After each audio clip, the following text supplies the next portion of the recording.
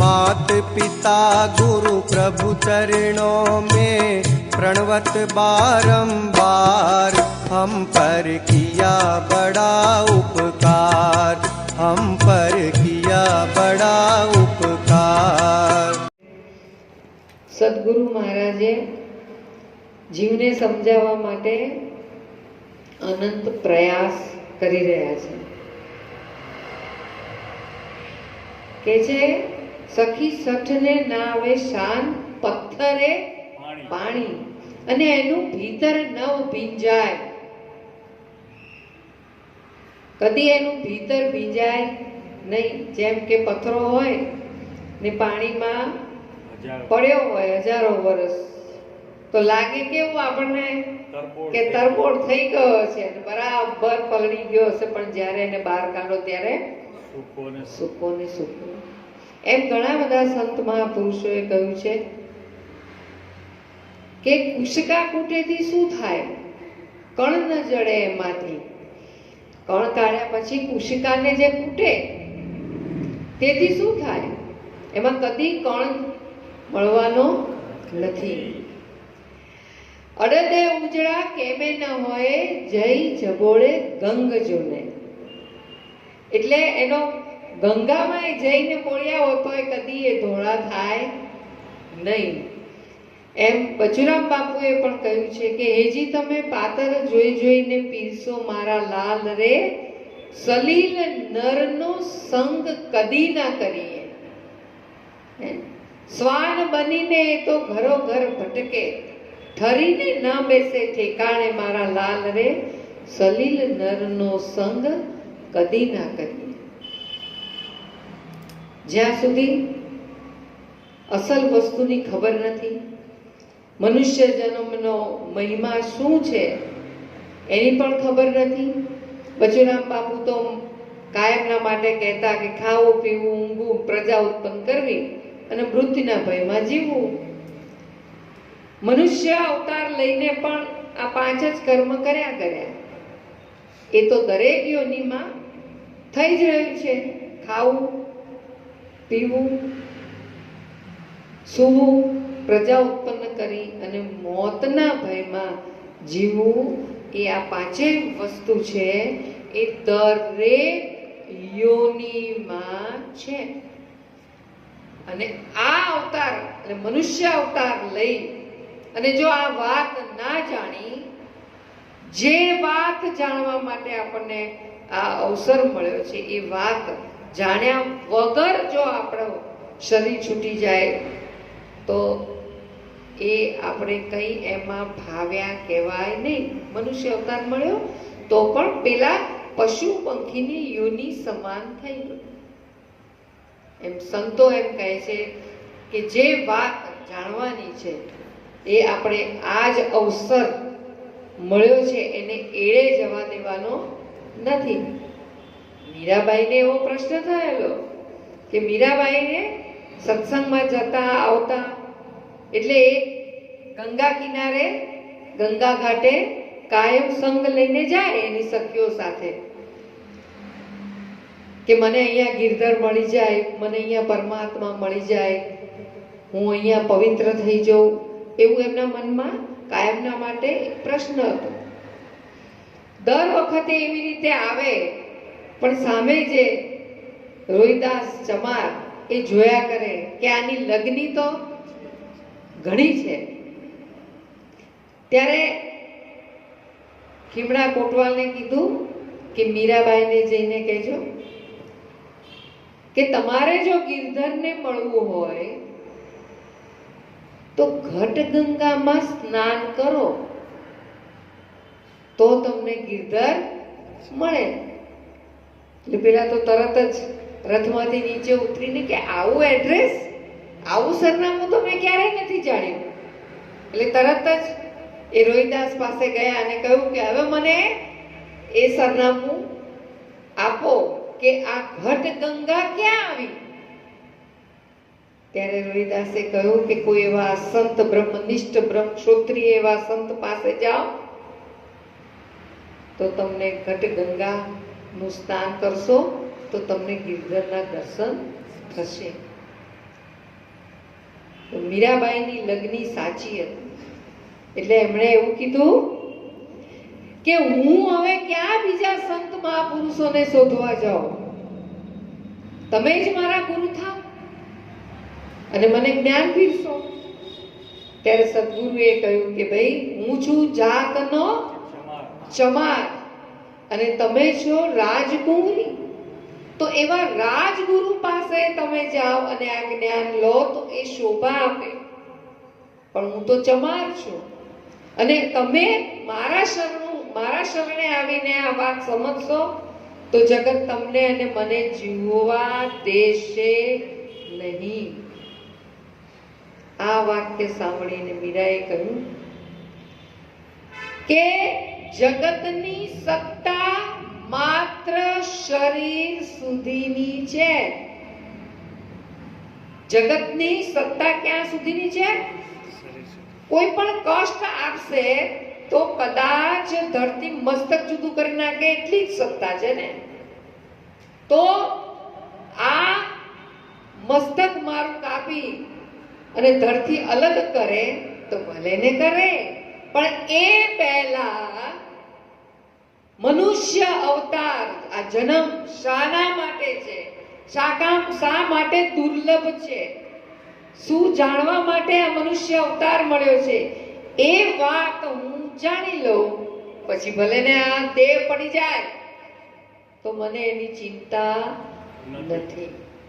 બચુરામ બાપુ કે મનુષ્ય અવતાર મળ્યો છે, આ જન્મ મળ્યો છે, પણ એડે ખોવાનો નથી. આ વાત જાણી લો. આ વાત નહીં જાણો ત્યાં સુધી આપણું જીવન સફળ થશે નહીં. આટલી હદ સુધી સંત મહાપુરુષો આપણને સમજાવવાનો પ્રયત્ન કરી રહ્યા છે. હરે ખૂબ સુંદર વાત. મીરાબેન આટલા વર્ષો પહેલા 700 વર્ષ પહેલા જ્ઞાતિ જાતિ ભેદભાવ છોડી અને રોહિદાસના શરણમાં ગયા, તો આજે એનું નામ આપણે યાદ કરીએ છીએ. બીજા કેટલાય રાજાઓ થઈ ગયા અને બીજે કેટલાય રાજાની રાણીઓ થઈ ગઈ, એનું કોઈને આપણે યાદ કરતા નથી. એટલે બચુરામ બાપા અહીંયા ચેતવે છે. જેવી રીતે ગંગા સતીએ પાનબાઈને કીધું હતું કે પાનબાઈ કુપાત્રની આગળ વસ્તુ ના વાવીએ, ત્યાં સમજીને રહીએ ચૂપ. ભલે આવીને ધનનો ઢગલો કરે, ભલે હોય પછી મોટો ભૂખ, પણ કુપાત્રની આગળ આ વસ્તુ ન વાવી. એમ બચુરામ બાપા કે શઠ એટલે સલીલ, મૂર્ખ ને ન આવે શાન. શઠ ને ન આવે શાન, પથરે પાણી દે.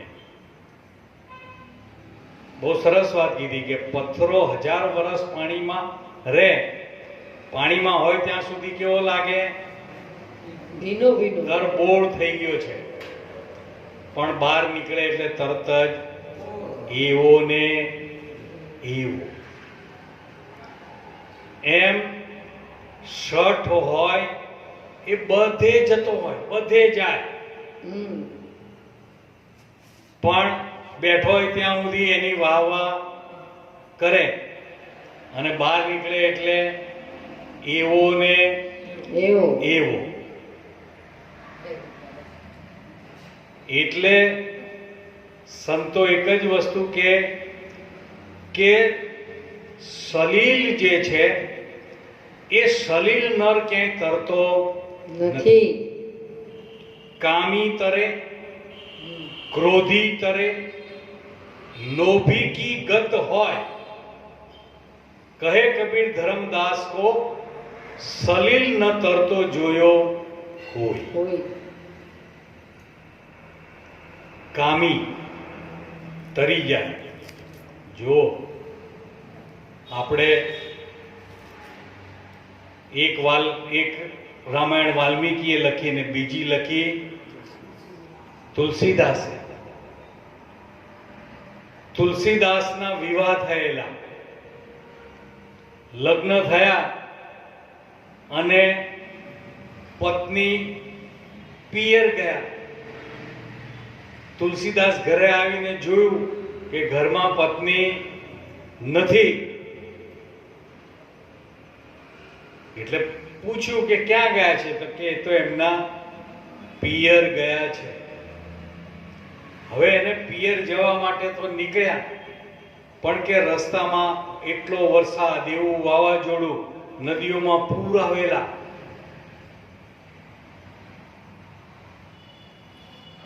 આ બધું વેઠી અને કે એના સાસરે પહોંચ્યા અને સાસરે ઉપલા માળે એમના પત્ની હતા, તો ત્યાં કંઈક સાપ લટકતો તો એને દોરડું દેખાયું, એ પકડીને ઉપર ચડી ગયા. ઉપર ચડ્યા એટલે પત્ની કહે કે તમે આયા કઈ રીતે? આ બહાર તો તમે જુઓ. એટલે કે મને તો તારા સિવાય બીજું કઈ દેખાતું નતું.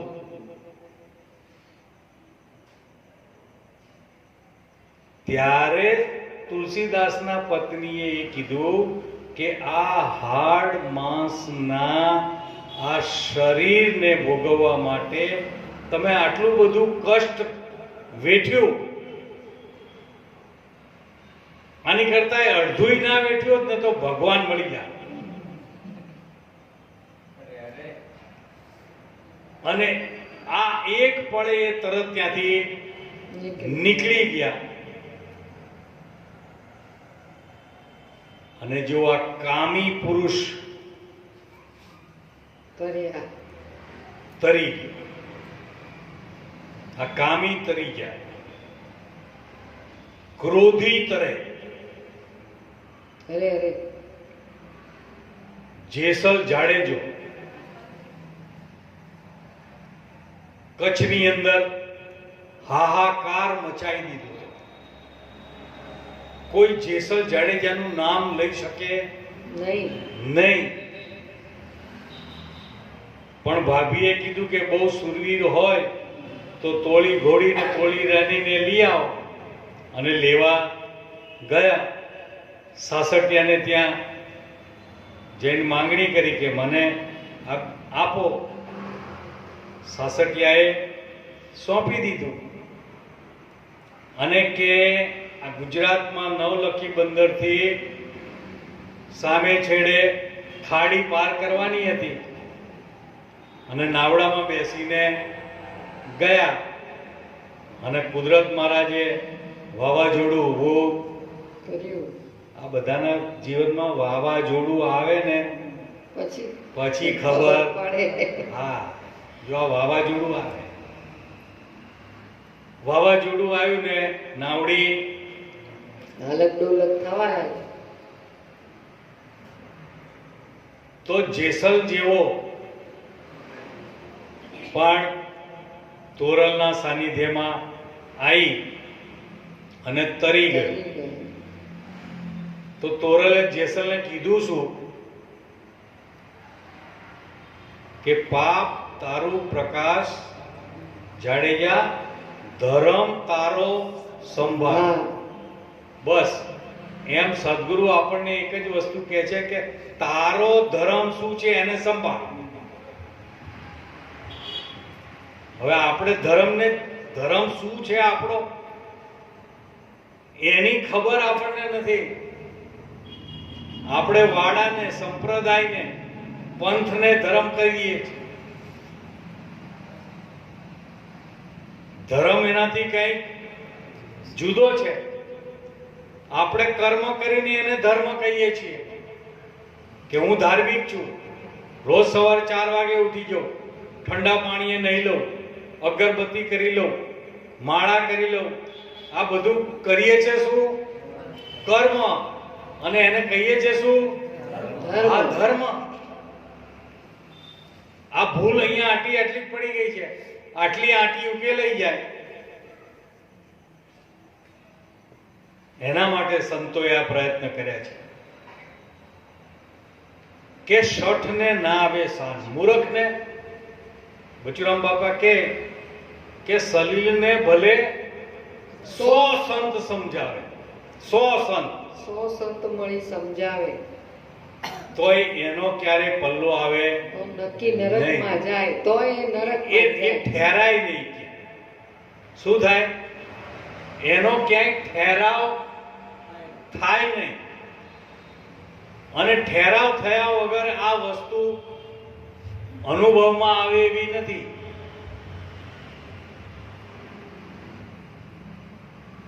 ભીતર નવ ભીંજાય. સાંભળી લઈએ પણ એ ભીતરમાં ભીંજાવું એટલે કે આપણા જીવનની અંદર એ વણાવવું જોઈએ છે. એ વણાય નહીં. સાંભળી લીધું, ખબર પડી ગઈ, પણ જીવનમાં ઉતરે નહીં તો શું કામનું?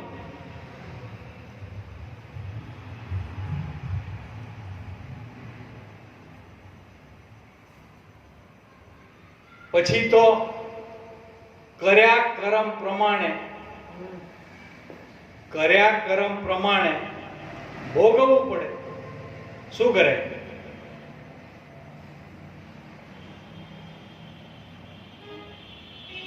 એટલે બચુરામ બાપા કે આ મનુષ્ય જન્મ અવતાર એળે ખોયો રે.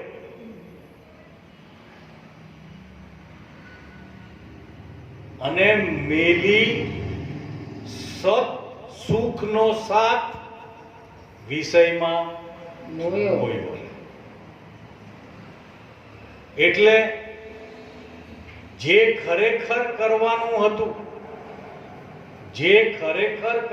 હતું એ ભૂલી ગયા. ખાવીતી કેરી પણ વાવ્યો બાવળ. પછી કાંટા જ વાગે કે બીજું કઈ થાય? હે? સિગરેટના ખોખા ઉપર લખ્યું હોય કે સ્મોકિંગ ઇઝ ઇન્જરિયસ ટુ હેલ્થ. હવે પીનારો વાંચે છે ખરો? અને વાંચ્યું હોય તો લક્ષ ઉપર લે છે ખરો? નહીં. સાચી વાત. લખ્યું હોય છે પણ વાંચતો નથી. તો સત એ તમારું પોતાનું સ્વરૂપ છે અને એ સુખ રૂપ જ છે, આનંદ રૂપ જ છે. પણ પોતાના સ્વરૂપની જાણ ન કરી અને સુખ પ્રાપ્ત કરવા માટે વિષય તરફ વળ્યો. ક્યાં ગયો? વિષય. કારણ કે પોતાના સુખની ખબર નથી, એટલે પ્રાપ્ત કરવા માટે બહાર ગોતવા ગયો. પણ બહાર ગોતવા જવાથી શું સ્થિતિ થાય એ કેશવ ભગવાને કીધું છે. છોડો વિષયના વિકાર. સાધુભાઈ, છોડો વિષયના વિકાર.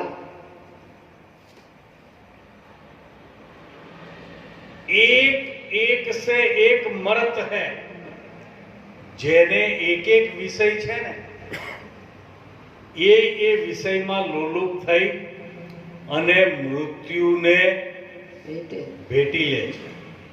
एक एक से एक मर्त है, तुझ में है पांचों विस्तार। મનુષ્યને 5 વિષય આપ્યા છે. પછી કે નાદ સુનકર નાગ ફસ ગયે. મુરલીનું સાંભળે અને નાગને મદારી પકડીને પછી નાખે ક્યાં? કરંડિયામાં. દાઢમાંથી ઝેર કાઢી નાખે, પછી ઘેર ઘેર ફેરવે. શું કરે? ઘેર ઘેર. હા. પછી તમે જુઓ, મૃગની નાભીમાં કસ્તુરી હોય, પણ મૃગ એમ હાથમાં આવે નહીં. એટલે આ જે મૃગ, કસ્તુરી મૃગને જે પકડવા વાળા હોય ને, એ જંગલમાં જાય અને જંગલમાં જઈ અને વીણા વગાડે. આ વીણાના સૂરમાં મૃગલો એટલો બધો તત્પર થઈ જાય કે પેલો ક્યારે એને તીર મારી દે એની એને ખબર પડે, સ્થિર થઈ જાય. શેમાં? સૂરમાં તલ્લીન થઈ જાય. સૂર સાંભળવામાં તલ્લીન થઈ જાય.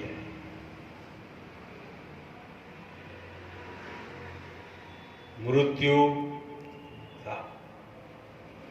આ ખાલી શબ્દ, એક જ વિષય, એક વિષય હતો. એમાં પ્રાણ, સ્પર્શ. હાથી જંગલમાં એની સામે કોઈ જાય નહીં. સિંહ પણ એને વગર પેલે હેરાન કરે નહીં. હાથી આગળ આટલો બળવાન પણ સ્પર્શ, હાથણીનો સ્પર્શ કરવા માટે એ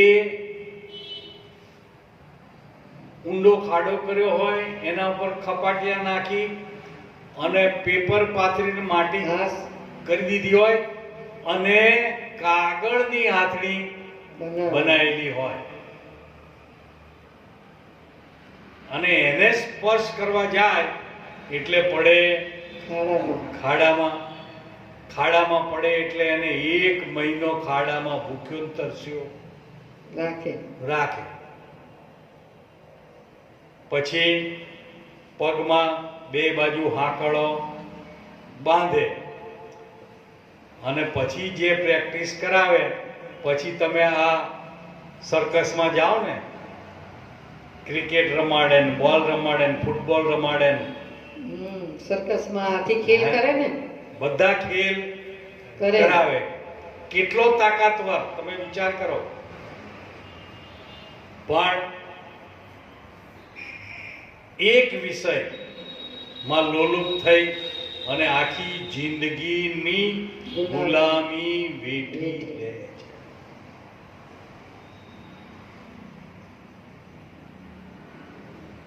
રૂપમાં પતંગિયું. પતંગિયું દીપકને જોવે, જ્યોતને જોવે એટલે ત્યાંથી ક્યાંય આગા પાછું થાય. એની ઉપર જ ચક્કર લગાવે અને ચક્કર લગાવતા લગાવતા એ જ જ્યોતની અંદર બળીને ભસ્મ થઈ જાય. એટલે બચુરામ બાપા એક વાત કરતા કે કિંગો નામ સાંભળ્યું છે?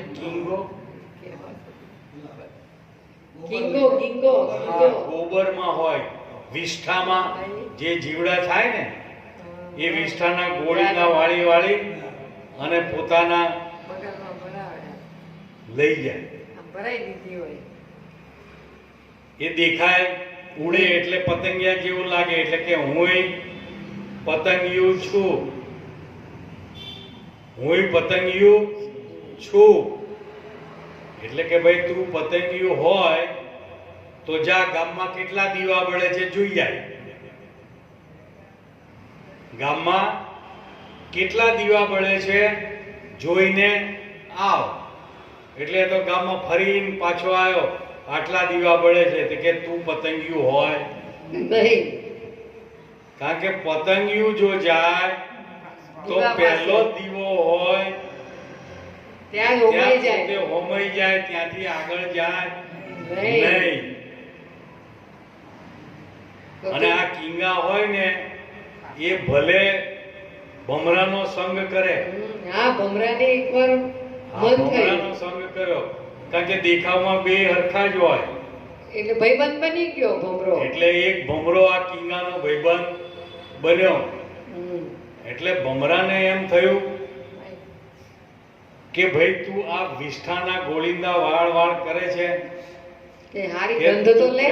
કઈ મારી સાથે આય, હું તને સુગંધ લેવડાવું. બગીચામાં કે આવું. એટલે બે જણા નીકળ્યા. સૌથી પહેલા જઈને મોગરા ઉપર બેહાડ્યું કે આની સુગંધ લે. ત્યાંથી ગુલાબ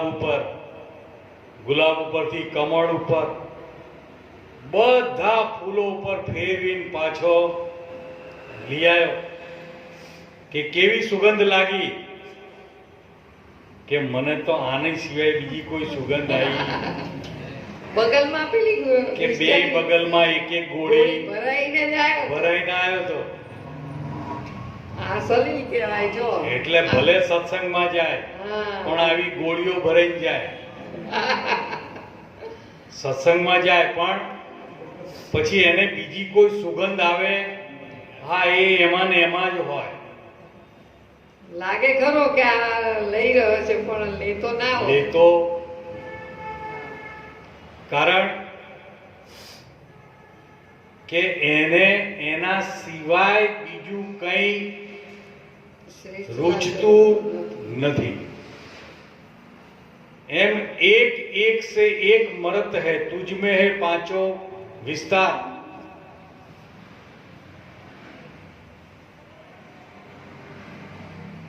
રસમાં મીન મર ગઈ, રસ સ્વાદમાં માછલી મરી ગઈ. માછલી હાથમાં આવે ના આવે, પણ તમે માછલી પકડવા વાળા જાઓ ને તો પેલી લાકડી હોય, દોરી હોય, દોરીના છેડે એક આવો આંકડો હોય અને એ આંકડામાં નાનો એવો ઘઉંના લોટનો ગોળી કરીને ભરાયેલી હોય. એ પાણીમાં નાખી રાખે અને એક આવડી નાની ગોળી ખાવા માટે માછલી મોઢામાં લે અને આંકડીઓ એના તાળવામાં ફસાઈ જાય. ફસાય એટલે તરત જ પેલો બહાર કાઢી લે. આ એક જ વિષય એ પોતાનો પ્રાણ ગુમાવ્યો. પછી કે છે કે ગંધ સુગંધમાં ભમરો એવું કે છે, અમારા કડિયા કારીગરો કામ કરતા હોય ને કે ચણતર પ્લાસ્ટર કરતા કરતા ભમરો જો કદાચ દિવાલમાં ચણાઈ ગયો હોય તો એ ગમે તેવું સિમેન્ટનો માલ હોય ને એને કોતરીને બહાર નીકળી જાય. લાકડું હોય તો લાકડાને કાણું પાડીને આરપાર નીકળી શકે એટલી તાકાત ભમરામાં હોય છે.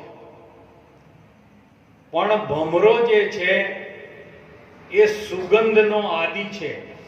સુગંધમાં ઓતપ્રોત થઈ જાય.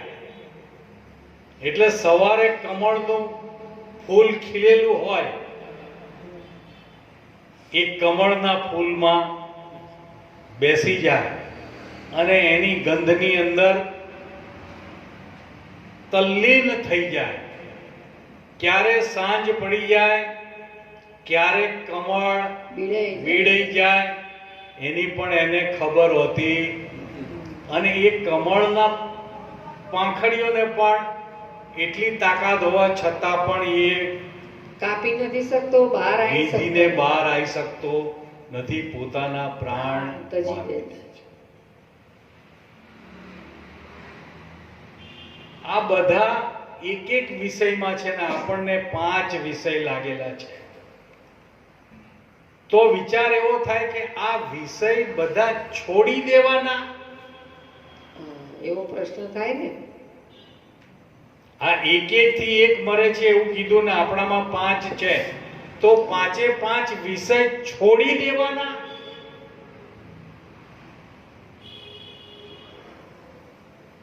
જો કેશવ ભગવાને વચ્ચે એક શબ્દ મૂક્યો છે, વિષય છોડી દો એવું નથી કીધું. છોડો વિષયનો વિકાર. કારણ કે વિષય આપણે નથી બનાયા. વિષય આપણે બનાયા. વિષય કોણે બનાયા? પરમાત્માએ બનાયા છે, સદગુરુએ બનાવેલા છે, આપણા બનાવેલા નથી. તો એમાંથી વિકાર છોડી દેવાથી શું થાય? તો કયા વિષયનો કેવી રીતે ઉપયોગ કરવો? તો પહેલો જ વિષય છે શબ્દ. તો શબ્દ વિષય, શબ્દ પ્રાપ્ત કરવા માટે તો આપણે ક્યાંના ક્યાંય જઈએ છીએ. સદગુરુને પાસે શેના માટે જઈએ છીએ? ધન્ય ગુરુદેવા મારા, ધન્ય ગુરુદાતા, ગુરુજીએ શબ્દ સુણાયો. ગુરુજીનો મહિમા હું તો પલ પલ વખાણું, મારા પંડના પ્રાચીન સગડા જાય.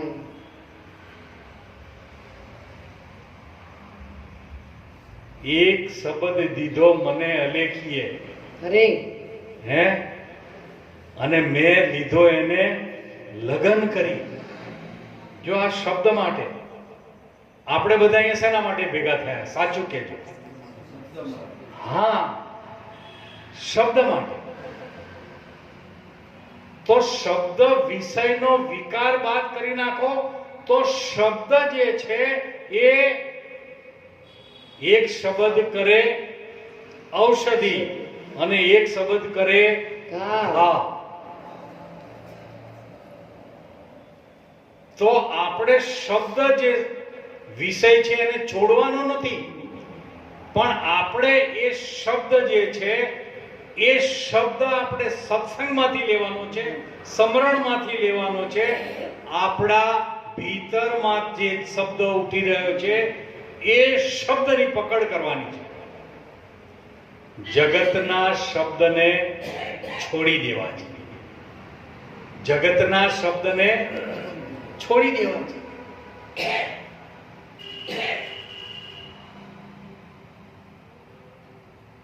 કારણ કે શબ્દ જ એવો તાકાતવાન છે કે જેણે બંધન કર્યું છે, અને શબ્દ જ એટલો તાકાતવર જે છે કે એ બંધનમાંથી છોડાવી પણ શકે છે. એટલે સંતો કે શબ્દ તે તો સાચા જે અગમ ઘર ઓળખાવે.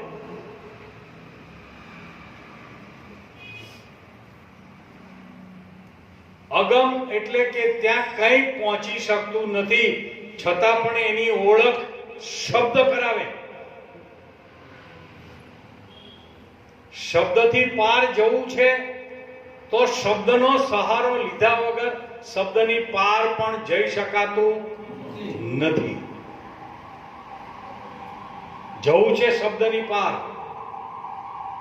શબ્દાતીત થવું છે. કારણ કે તમારું સ્વરૂપ કહેતા હો, સદગુરુનું સ્વરૂપ કહેતા હોય, એ શબ્દાતીત છે, તીત છે, પણ શબ્દ અને અક્ષરના સહારા વગર એની ઓળખાણ પણ એની સમજણ પણ પડતી નથી. ઘણી વખત ઓલિમ્પિક ગેમ જોતા હોઈએ તો આપણને ઓલિમ્પિક ગેમમાં એક ગેમ આવે છે વાંસ કૂદ. વાંસ કૂદ એટલે 12 ફૂટ 13 ફૂટ 14 ફૂટ ઉપર એક આડો વાંસ મૂકેલો હોય કે આટલે બધે ઊંચે વાંસ મૂક્યો છે, શું કરવાનું કે આમ કૂદી જવાનું. હવે આપણી કરતા ડબલ ઊંચું હોય, બમણું ઊંચું, કેવી રીતે કૂદાય?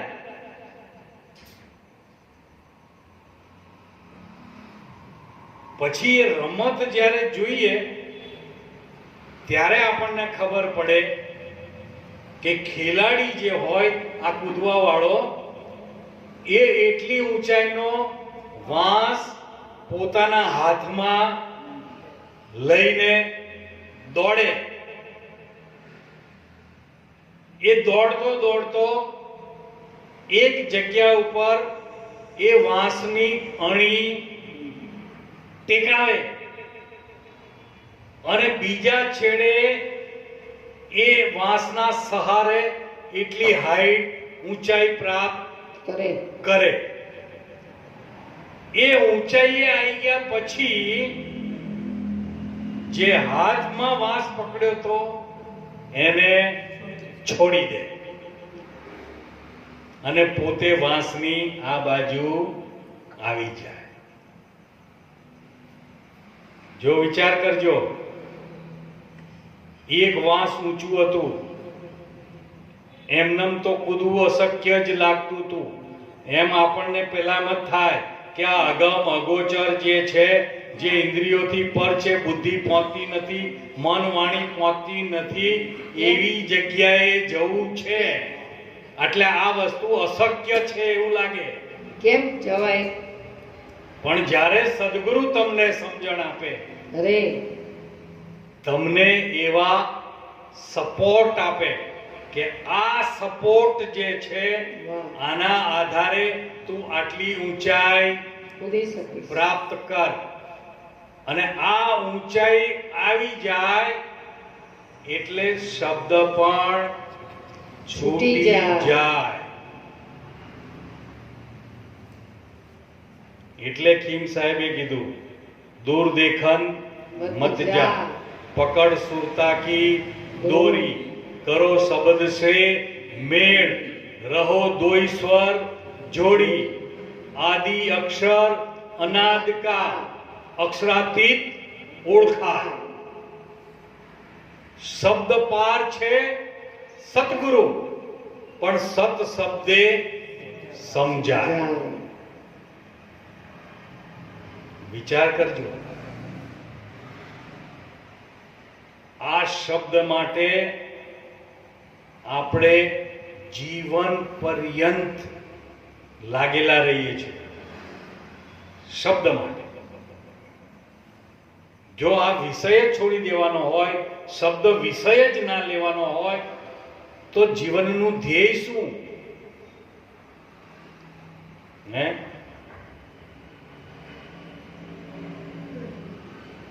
આ શબ્દની ઓળખાણ કરાવવા માટે સંતોએ આપણને કીધું કે શબ્દ સૂન સે ઉઠત હૈ. મૂળ શબ્દ નાભીથી ઉઠે, ત્રિવેણીમાં રહીને બોલે. સૂન મંડળ શબ્દ કા વાસા, એને ખોળતલ સાધુ ખોળે. અરે હવે આ જે શબ્દ જે છે એ સંતોએ તો કીધું કે ખોળતલ હોય તે ખોળે, પણ સદગુરુએ આપણા ઉપર તો કેટલી બધી કૃપા કરી અને આ શબ્દની આપણને સીધે સીધી ઓળખાણ કરાઈ. સીધે સીધી આ શબ્દની જ ઓળખાણ કરી દીધી. ખોળવા માટેનો પ્રયત્ન રાખ્યો આપણા માટે? પ્રયત્ન નહીં રાખ્યો. સીધી ઓળખાણ કરાવી દીધી છે. અરે અરે આ શબ્દ વિષય. પણ આપણે શબ્દનો ઉપયોગ શેના માટે કરવા માંડ્યા? લોકોની નિંદા કરવા માટે. શબ્દ તો વાપરવો જ પડે કઈ. નિંદા કરવા માટે શેનો ઉપયોગ કરવા માંડ્યા? શબ્દનો પ્રયોગ શેના માટે કરવા માંડ્યા? કોકની નિંદા કરવા માટે, કોકની ઉથલી કરવા માટે, કોકને નીચો દેખાડવા માટે, અરે અરે ક્યાંક બે જણા વચ્ચે તિરાડ પાડવા માટે શબ્દનો ઉપયોગ કરવા માંડ્યા. આ વિકાર છોડી દો એવું કીધું. આવો વિકાર છોડી દો. છોડો ને કાંઈ વિષયના વિકાર. આ વિકાર જે છે શબ્દના, એ આપણે તો છોડી દઈએ, પણ સામે વાળો પણ શબ્દથી પ્રહાર કરતો હોય તો એ પણ છોડી દેવાની વાત થઈ. આપણે ગયા ગુરુવારે વાત થઈ હતી કે મહાર સ્વામી વિહાર કરવા નીકળ્યા હતા અને એક જણ ભટકાઈ ગયો અને બે ફામ ગાળો બોલતો જ ગયો તો ઠેઠ આશ્રમના ઝાપા સુધી બોલતો ગયો.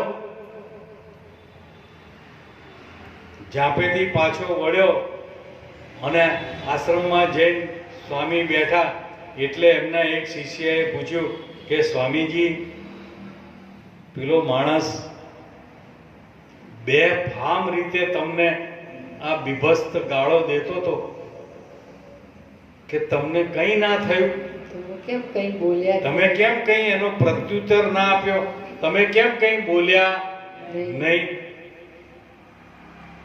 એટલે કે એણે દીધી પણ મેં એકે લીધી.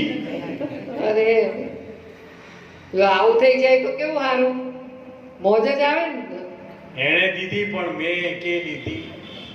આપણે તો કેચ કરી લઈએ એટલે આપણને લાગે.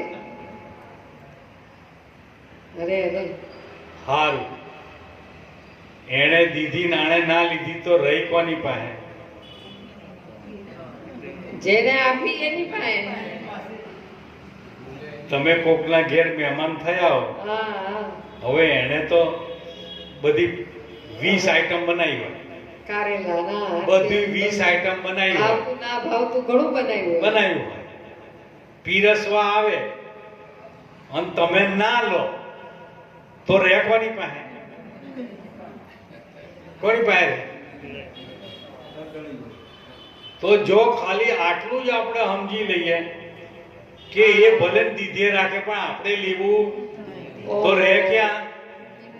તો પછી આ ઉદ્ધાર જ થઈ ગયું કે હે? સાચી વાત. જો આ શબ્દનો વિકાર આપણે છોડી દઈએ, શબ્દનો વિકાર છોડી દઈએ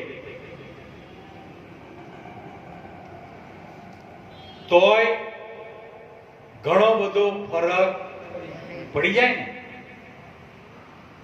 અને સાચું બોલો, તમે એક શબ્દ એને કઈ નાખો તો સામે વાળો કેટલી વાર સુધી બોલતું કરે?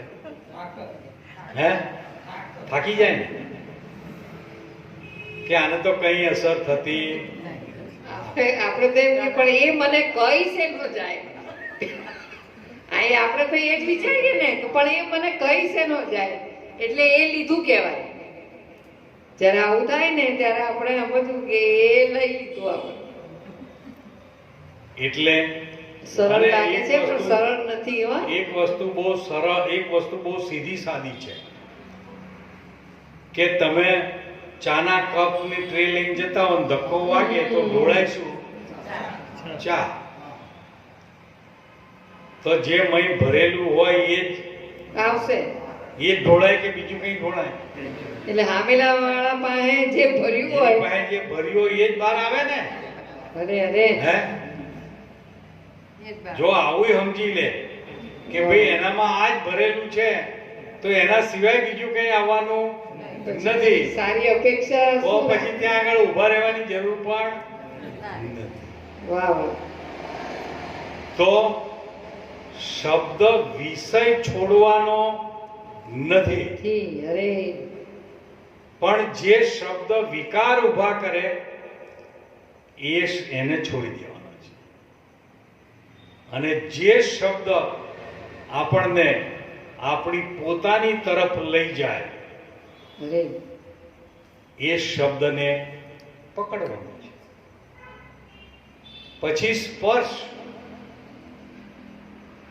સ્પર્શ દીકરી વિદાય થતી હોય અને બાપ એના માથા ઉપર હાથ મૂકીને સ્પર્શ કરે તો એને એનો કેટલો આનંદ થાય. વિચાર કરજો. સારું, આપણે કોઈ મહાપુરુષના સાનિધ્યમાં જઈએ તો ત્યાં જઈને શું કરીએ છીએ? ચરણનો સ્પર્શ કરી એ ચરણ રજ માથે છે. આપણે તો સ્પર્શ કર્યો એમના ચરણને, પણ એ કૃપા કરીને કદાચ આપણા માથા ઉપર, આપણા માથાને એમના હાથનો સ્પર્શ થાય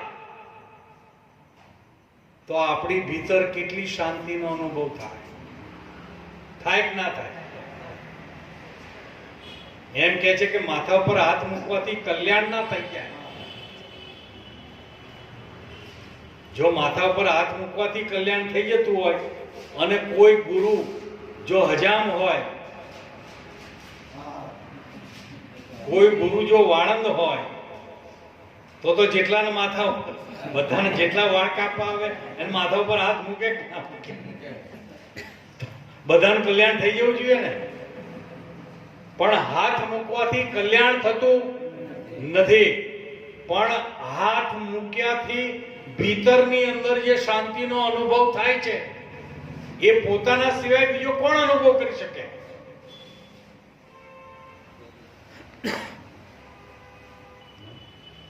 એટલે બચરામ બાપાએ કીધું છે 68 તીરથ સદગુરુના ચરણમાં.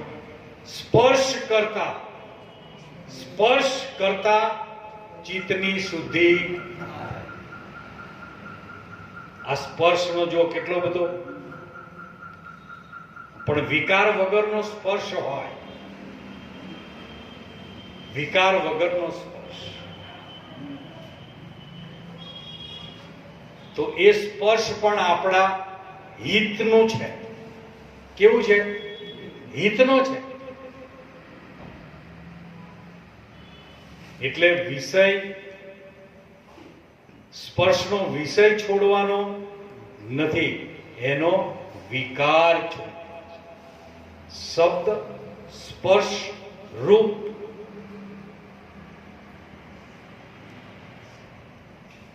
હવે રૂપની વાત થાય તો આપણા શાસ્ત્રોએ હજારો વર્ષ પહેલા કીધું કે ધ્યાન મૂલમ ગુરુ મૂર્તિ, પૂજા મૂલમ ગુરુ પદ, મંત્ર મૂલમ ગુરુ વાક્યમ, મોક્ષ મૂલમ ગુરુ કૃપા. અને કબીર સાહેબે કીધું ऐसी गुरु मूर्ति की बलिहारी, ऐसी गुरु मूर्ति की बलिहारी, गुरु दाता, गुरु आप विधाता, परमारथ उपकारी. તો ધ્યાનમાં સૌથી પહેલા શું આવે? ગુરુની મૂર્તિ. સૌથી પહેલા જેવું યાદ કરો, સદગુરુને જેવા યાદ કરો તો સૌથી પહેલા ધ્યાનમાં આવે શું? આ ધ્યાન મૂલમ ગુરુ.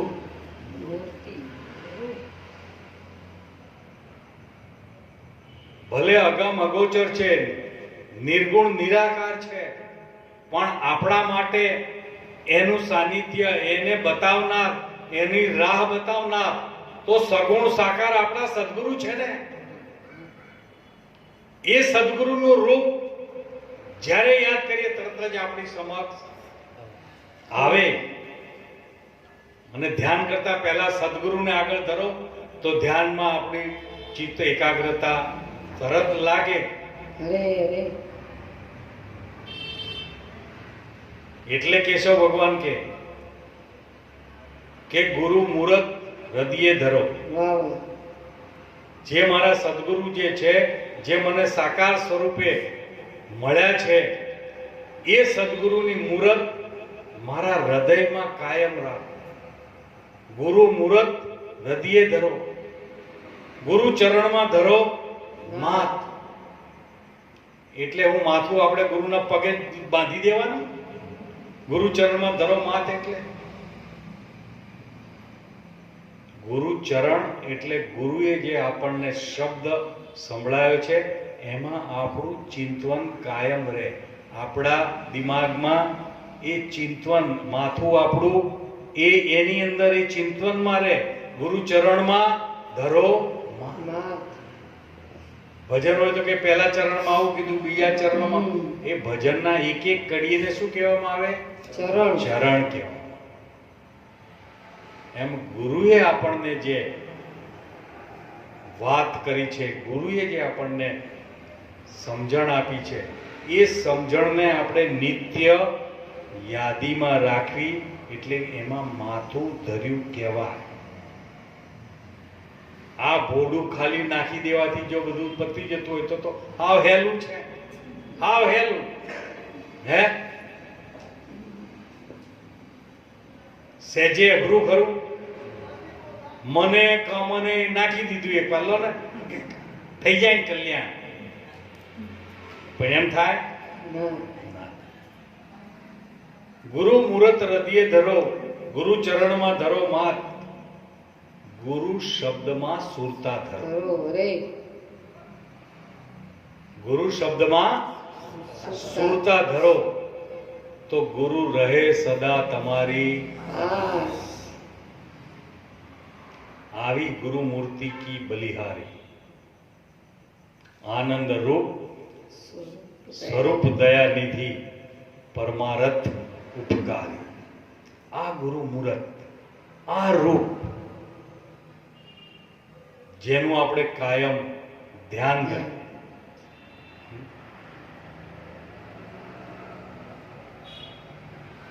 બાકી જે તમારી ભીતર વિકાર ઉભા કરે રૂપ જોઈને, રે. એ વિકાર ન થવો જોઈએ. એ વિકાર ન થવો જોઈએ. અને આ રૂપ જોઈને વિકાર ઉભો થાય છે એટલે ઘણા સંપ્રદાયો રૂપ જોવાની ના પાડે છે કે રૂપ તમારે જોવાના જ નહીં. પણ તમને ખબર છે કે તમે જેની મનને ના પાડો ને એ બાજુ મન બમણા વેગથી જાય જાય જાય. તમે જેની ના પાડો ત્યાં બમણા વેગથી જાય. હા, બાપુ પેલું લીંબુનું દ્રષ્ટાંત આપે ને, કે એક શિષ્ય ઘણા સમયથી ગુરુ પાસે જતો તો સમરણે કરે, પણ કે બાપુ મારું ચિત્ત એકાગ્ર થતું નથી, કંઈક કરો કે હા જા કે આજે જઈને તું સમરણ કરજે, પણ સાંભળ, સમરણ કરતી વખતે લીંબુ યાદ કરતો. એટલે કે બાપુ શું કીધું? સમરણ કરતી વખતે લીંબુ યાદ નહીં કરવાનું ને? બાપુ કે હા. એટલે આશ્રમમાં 2-3 આટા માર્યા. જો આજે સમરણ કરવા ગયું ત્યાં લીંબુની યાદ કરવાનું નથી.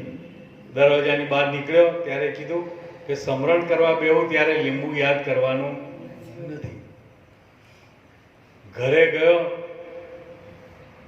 ભાજી પાવ હતા, પત્ની કે લીંબુ નામ ના લેતા. બાપુએ કીધું એ લીંબુનું નામ યાદ કરવાનું નથી. લીંબુ યાદ કરાવતી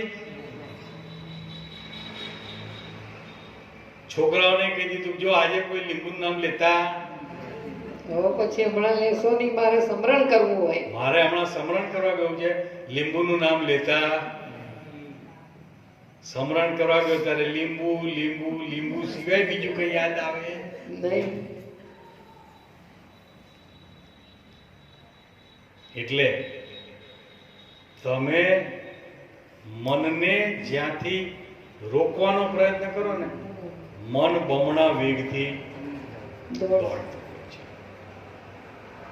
એટલે મનને દબાવવાનો કદી પ્રયત્ન કરવો નહીં, મનને વાળવાનો પ્રયત્ન કરવાનો. વાહ, એની વર્તીને મનને વાળવાનો પ્રયત્ન કરવાનો, દબાવવાનો નહીં. વાહ વાહ. સમરણ એ મનને વાળવા માટેનું મોટામાં મોટું સાધન છે. સદગુરુ આપણા મનને વાળવા માટે સમરણ આપે છે, દબાવવા માટે નહીં. એને આ પ્રવાહમાં વાળી દો, પછી તકલીફ પડશે નહીં. શબ્દ, સ્પર્શ, રૂપ, રસ, એટલે કેશવ ભગવાને એક જણે કીધું કે હું તો છું યોગી અને તમે છો ભોગી. હા, તમે છો ભોગી, રસના ભોગી છો તમે તો. કે તમારી વાત સાચી છે. હું ભજનનો ભોગી છું. વાહ. ભજનમાં મને રસ છે, સત્સંગમાં મને રસ છે. રસ ક્યાં રાખવાનો? ભજન સત્સંગમાં. હા, ભજન મેં ગુમ્મત રહેનારે, જેને લાગ્યા શબ્દના બાણ. બાણ. લાગ્યા શબ્દના બાણ, જેના પ્રેમે વિંધાણા પ્રાણ. આ ભજનમાં મસ્ત રહેના, આ ભજનમાં રચ્યા પચ્યા રહેવાનું. આ રસ એમાં લેવાનો.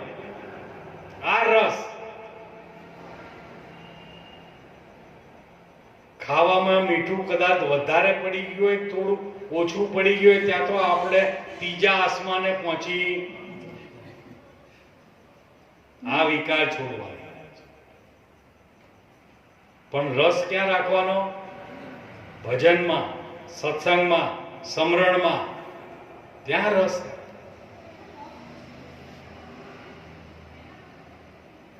અને ગંધ,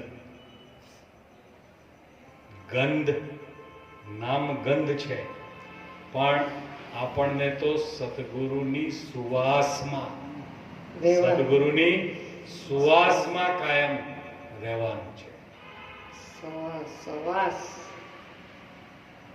સાનિધ્ય. સાનિધ્ય, સુવાસ, સહવાસ. હંમેશા ગુરુના સાનિધ્યમાં રહેવા માટેનો આપણો જો પ્રયત્ન હોય તો એ આપણા જીવનને ધન્ય કરવા માટે ખૂબ ખૂબ ખૂબ ઉપયોગી છે. વાહ. પણ જે વિષયની અંદર પોતાનાથી બહાર જઈને વિષયમાં જ જે રચો પચ્યો રહે છે, એ પોતાના સ્વરૂપના સુખને માણી શકતો નથી, એવું બચુરામ બાપા કહે છે. અરે અરે. મેલી સત સુખનો સાથ, હા. વિષય વિષયમાં મોહ. મોયો. એટલે વિષય આપણે જેમ કીધા એ રીતે વિષયને તમે જો વાળી દેશો અરે તો વિષય તમને ક્યાંય નડશે નહીં. નહીં. બાકી તો વિષયમાં ગયેલો આપણે જોયું, એક એક વિષય વાળા પણ પ્રાણ જીવન સમાપ્તિ સુધી જતા રહે છે.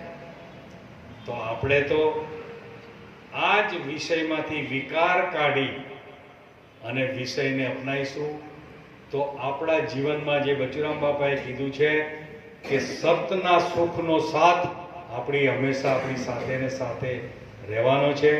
બોલો સતગુરુદેવની જય, બચુરામ મહારાજની જય, નંદુ માતની જય.